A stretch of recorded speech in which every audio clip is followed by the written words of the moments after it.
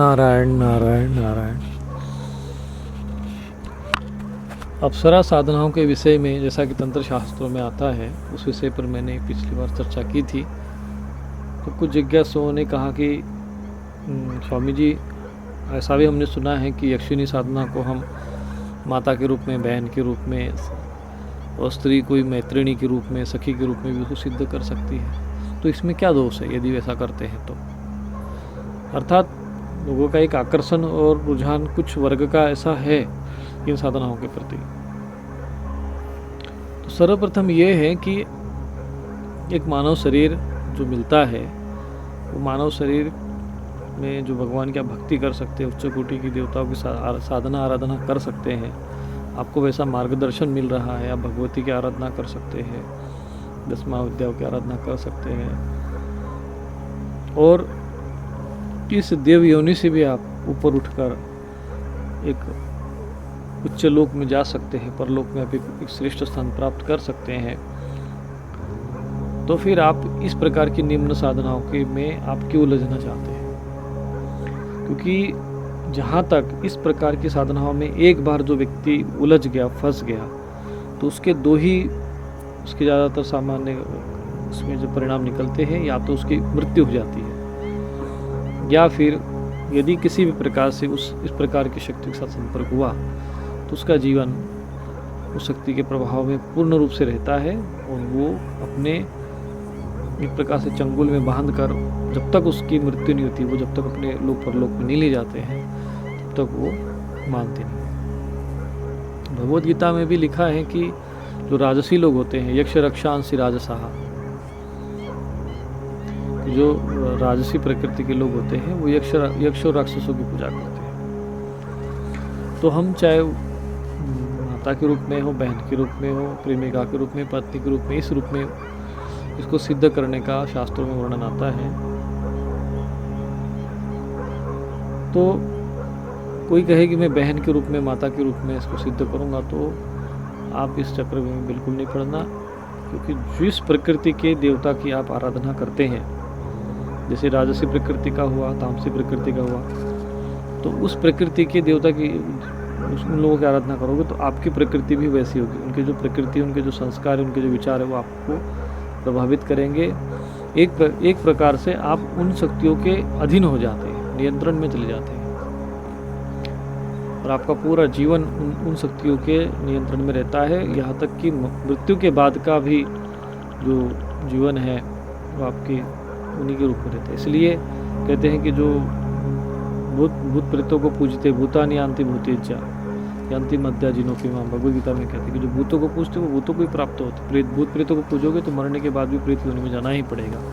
क्योंकि वो जो इस प्रकार की जो आत्माएं होती है, वो उस सूक्ष्म शरीर के साथ जब हमारे सूक्ष्म शरीर के साथ जब संपर्क बनाती है, तो हमारी मनोवृत्ति को, हमारे विचार को, हमारी धारणाओं को, हमारे संस्कारों को उसी अपने अनुरूप बना लेती है, अपने पूरे नियंत्रण में ले लेती है, और फिर वो साधना में आगे नहीं बढ़ पाता है।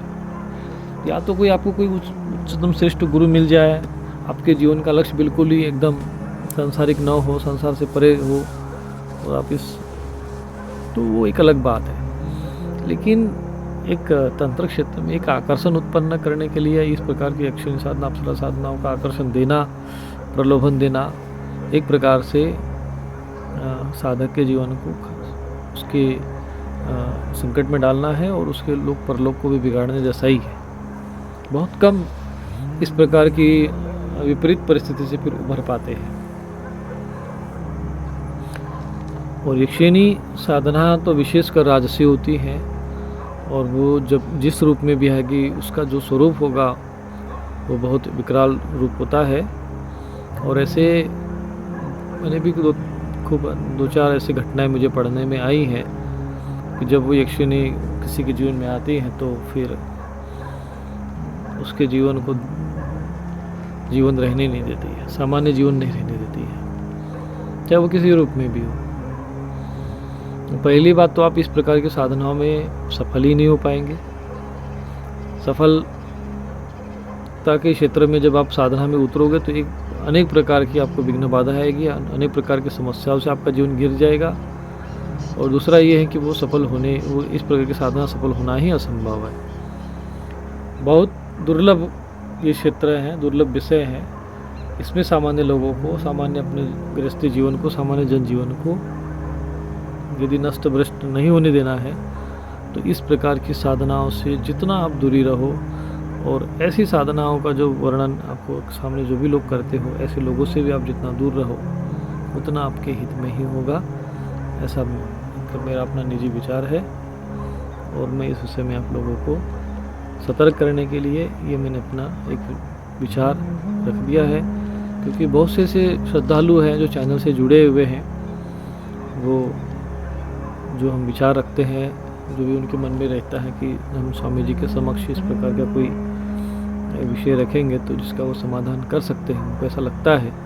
क्योंकि आध्यात्मिक जिज्ञासु होता है तो वो आध्यात्मिक क्षेत्र में जो जानकार है, जो आध्यात्मिक क्षेत्र में जो विशेषज्ञ हैं, उन्हीं से अपने वो प्रश्नोत्तरी करेंगे, उन्हीं के सामने वो जिज्ञासा रखेंगे।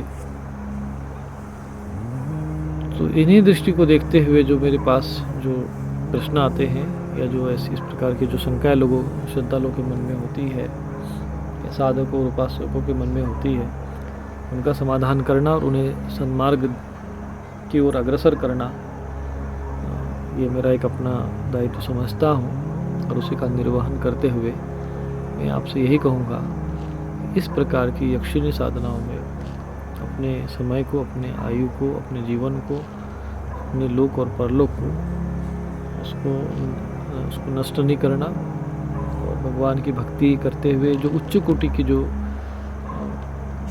उपासना है, उच्च कोटि की साधना है, क्रम से धैर्यपूर्वक, कोई लोभ नहीं, कोई लालच नहीं, कोई व्यग्रता नहीं, कोई अधीरता नहीं, अब धीरे धीरे इस क्षेत्र में आपको आगे बढ़ना चाहिए। नारायण नारायण।